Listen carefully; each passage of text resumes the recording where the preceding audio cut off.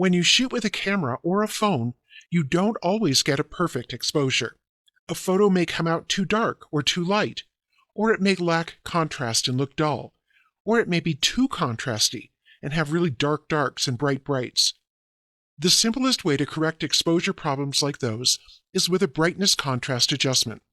Let's try it out on this image from the practice files for this tutorial, or on a slightly dark, slightly dull photograph of your own. First, take a quick look at the Layers panel and make sure that you have the layer with the photograph selected. When you are working with photographs, often you'll have only one layer. Then, go up to the Image menu at the top of the screen, and from there, go to the Adjustments category. We're going to try the first adjustment, Brightness Contrast. That opens this Brightness Contrast dialog box, which I've moved over to the side so we can see the image. The fastest way to make a change here is to click the Auto button. That would move the brightness and contrast sliders here to where Photoshop thinks they should be. But if you want more control, you can move the sliders yourself. The brightness slider is sometimes all you need. It controls the overall lightness or darkness of an image. For example, if I drag it to the right, notice that the photo is getting brighter. If I were to go to the left, the photo would be darker. I'm going to take it to the right of where we started, which was 0, brightening up the photo quite a bit. By the way, don't feel that you have to use the same values that I'm using either in this video or anywhere in this tutorial. The right amount is up to you and your taste. Now sometimes, as I said, increasing or decreasing brightness is all you have to do to improve a dark or light photo. But there's another slider here too, the contrast slider. This slider controls the range of light and dark tones in an image. If you increase contrast, I'll drag the contrast slider way over so you can see what it does. The dark tones in the image get darker, and the bright tones get brighter. Too much contrast like this can make it difficult to see detail in the shadow areas, like in these flowers here or over here, and can cause a loss of detail in bright highlight areas, like up here in the background. So that's what high contrast looks like. Let's go to the other extreme and pull this slider all the way to the left. And now you can see what a low contrast image might look like. A little bit flat, a little bit dull. I'm going to put contrast back where I started, at 0, by typing 0 into the value field for the contrast slider. So I think this image could use a little more pop. Therefore, I'm going to drag the contrast slider just slightly to the right, and that will often do the trick. One way to help you evaluate whether your changes have really improved the image is to see a before and after view, and you can do that by clicking the checkbox next to Preview in this dialog. So there's how the image started. And here's how it looks with the increased brightness and contrast that we applied. When you're satisfied, click OK. And that applies your changes directly to the selected layer, in this case to the photograph. If you don't like them, you still have a chance to undo or step backwards, as we learned to do earlier in this series. But just to make sure you can always get back to the original, I suggest that when you save an image you've adjusted like this, you choose Save As rather than Save, and give the file a different name. And then click the Save button. Now, a direct brightness contrast adjustment like the one we used is not the only way to correct exposure problems.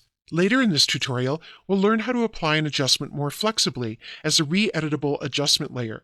And there are other ways to tackle exposure too, like levels and curves adjustments that you'll explore as you get more experienced with Photoshop. But the brightness contrast adjustment is a relatively simple solution that can often improve the look of your photos. Adjusting the intensity of color in a photograph can have a big impact. In this video, we'll explore how to do that with a Vibrance adjustment. You can follow along with this image from the practice files for this tutorial. First, whenever you're applying a direct adjustment to an image, you want to make sure that you have the layer selected that contains the image. Here, we just have a single layer in this photograph, so it's not a problem. But if you have a multi-layer image, then you should check the Layers panel first. Now, let's say that we want to make the color of this weaver's sweater richer or more intense. But we don't want her skin to look too saturated. That's a perfect job for a Vibrance adjustment. To apply a Vibrance adjustment, I'll go up to the Image menu, choose Adjustments, and here there are two kinds of adjustments that would affect color intensity, There's vibrance, and there's hue saturation. When skin color is involved, or when you need a subtle enhancement to color intensity, then vibrance is the best choice. We'll cover hue saturation and talk about when it's most useful in another video in this tutorial. I'll select Vibrance here, and that opens the Vibrance dialog box. In this dialog box, you have two choices, saturation or vibrance. You can use them singly or you can use them together. Let's see what they do. If I drag the saturation slider over to the right, you'll see right away that the intensity of all the colors is ramped up. Not only does the weaver's sweater become a richer, more intense purple, but the intensity of the flesh tones and of the loom increases too, and it really is too strong an effect in this photo. So I'm going to put saturation back to 0. I'll just type 0 in its value field. Instead, let's try dragging the Vibrance slider to the right. Vibrance does a more subtle job of intensifying color, and it protects the flesh tones from oversaturation. Let's compare a before and after view by clicking the checkbox to the left of Preview.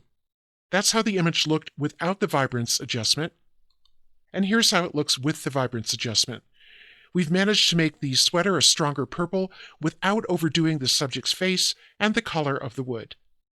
If you're happy with the result, click OK and go to the File menu, choose Save As, and I suggest that you change the file name so you don't save over the original photo with this adjusted version. So that's how to subtly increase color intensity by applying a vibrance adjustment. We applied this adjustment directly to the photo, but it could be applied as a flexible adjustment layer. That's a topic we'll cover in another video in this tutorial. The hue saturation adjustment lets you adjust not only color saturation, but other properties of color too. And it gives you the option to adjust either particular colors or all the colors in an image. So you get more control over color with this adjustment than with the vibrance adjustment that we looked at earlier in this tutorial. If you're following along, open both these images from the practice files for this tutorial. Let's start with this image of threads on a loom. If it's not showing, click its tab at the top of the document window here. Now go up to the Image menu and choose Adjustments, Hue Saturation. That opens the Hue Saturation dialog box. If it's covering your image, you can click its title bar and drag it out of the way. The dialog box has three main sliders. The Hue slider controls the overall color. So if I drag Hue to the right, I get a different colorway than if I drag it over here to the left. I'll put it back to 0. The saturation slider controls the intensity of the color. Dragging to the right makes all the colors in the image more intense. Dragging to the left mutes all the colors in the image. I'll put that one back to 0 too, to show you the last slider, lightness. Dragging this to the left makes all the colors darker. Dragging to the right makes all the colors lighter. I'll put that back to 0 too. When you use the sliders as we just did, they affect all the colors in an image. But the hue saturation adjustment offers something more, the ability to adjust individual colors throughout an image. Let's switch to the other open image to see that. I'm going to click Cancel to close the hue saturation dialog box, and go back to the document window and click on the tab of the other open document. Let's open that dialog box again by going to Image, Adjustments, Hue Saturation. We've already seen that if I were to move the saturation slider, that would affect the saturation of all the colors in the open image. But let's say that I just want to affect the saturation of the yellows in this image. To do that, I'll go to the menu labeled Master, and I'll choose one of the color ranges from that menu. I'm going to choose yellows. If I drag the saturation slider all the way to the right, you'll see that it's affecting all the yellows throughout the image. Or if I were to go all the way to the left, you can see that I'm lowering the color intensity of all the yellows. Not only the yellow flowers, but also some of the foliage too, because some of that has yellow in it as well. I'd like to lower the color intensity of the yellows just a little, so I'm going to take that saturation slider and I'll put it just about here. You can experiment with changing the hue and the lightness of individual colors too. Now what if I wanted to change the saturation of the orange flowers in the image? If I go up to the menu, I don't see orange there. So rather than just guess at what color range might cover the orange-looking flowers, there's a tool that I can use right here to automatically target whatever the orange is in the flowers and change that color throughout the image. I'll activate this tool by clicking on it, and when there's a dark box around the icon, it's turned on. I'll move into the image and click on the orange in one of these flowers. Keep my mouse held down, and as I drag to the left, I'm lowering the color intensity of the oranges wherever they appear in the image. If I drag to the right, I'm increasing the intensity. And when I do that, you can see that there's some of that orange color not only in the flowers, but also in the wall, in the vase, and in the table. I'm going to drag just to the left of 0, maybe to about right there. If you look at the hue saturation dialog box, you'll see that dragging in the image with that tool activated has moved the saturation slider, and it's chosen reds as the color range. I'm going to click on that tool to deactivate it, and then I'll click OK to accept all these changes.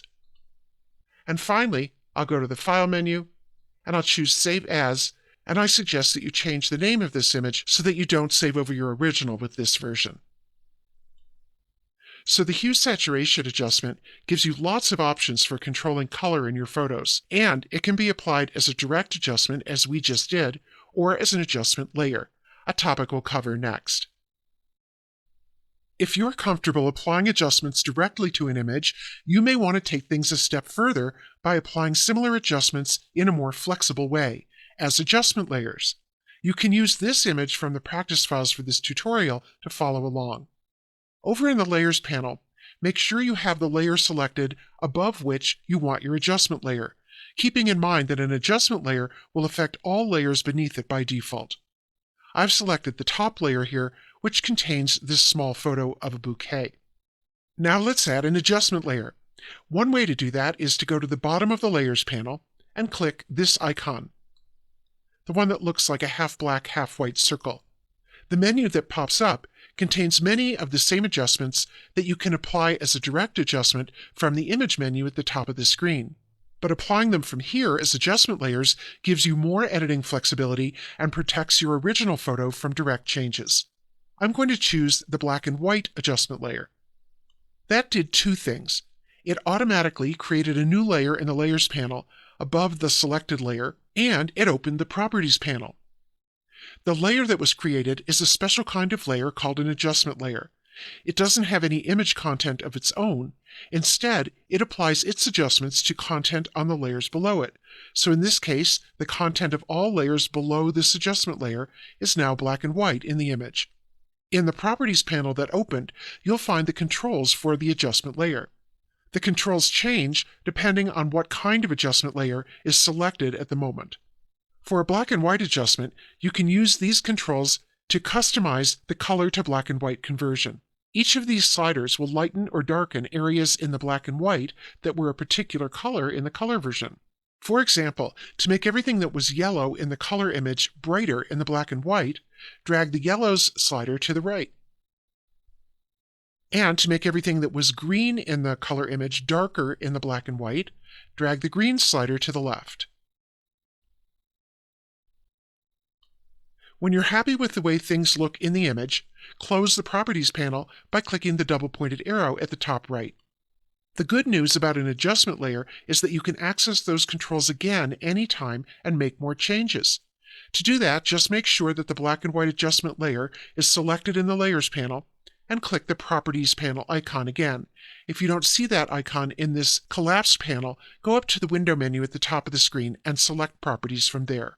You could just drag more sliders again, or if you're not sure which of the color range sliders corresponds to which part of the black and white image, let Photoshop figure that out for you by activating this targeting tool and then clicking on something in the image that you want to lighten or darken, like this flower.